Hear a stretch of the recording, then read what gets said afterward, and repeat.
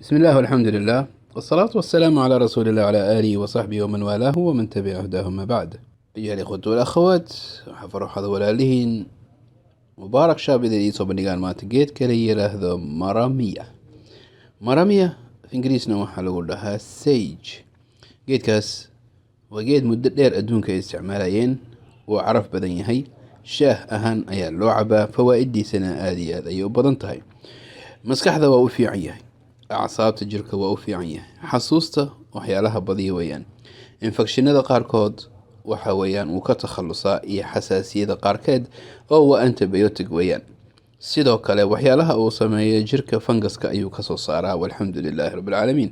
kolestaroolka xun hoos ayuu u dhigaa, kiisa fiicanne kor ayuu u qaadayo wuu wanaajiyaa. sidoo kale maqaarka wuu u fiican yahay oo waxaa ku jira vitamin c, waxaa ku jira collagen.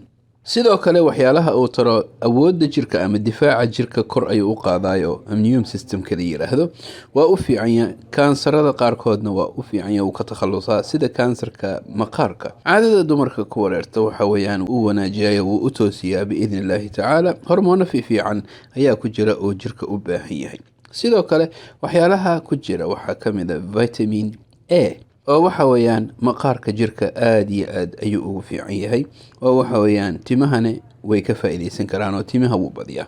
sidoo kale waxyaalaha uu fiican yahay xagga dhalmada, especially dumarka ayuu aad u caawiyayo, xagga dhalmada ayuu u fududiyaa. sidoo kale waxyaalaha uu sameeyo caruurta waa u fiican yahay oo waxa weeyaan caafimaad badan ayay kala kulmayaan haddii la cabsiiyo maalin walba 1 koob ama 2 koob laga cabsiiyo. caloosha waxa weeyaan digestive systemka u wanaajinaya oo caruurta caloosha ma fariisanayso.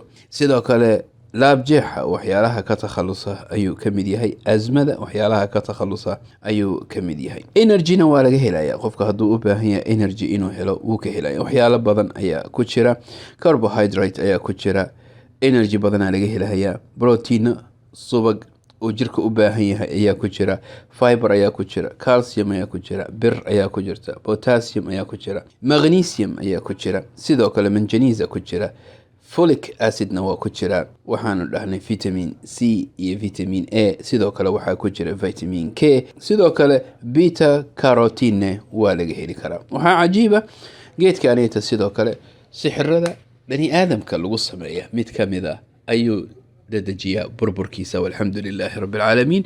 oo qofka waxa weeyaan sixirkaasayto wuu ku kaalmeynayaa inuu ka takhaluso biidni illaahi tacaala. wallahu tacaala aclam, wasala allahu wasalam calaa nabiyina maxamed walaalihiin mubaarak shaab. wassalaamu calaykum waraxmat ullaahi wabarakaatu.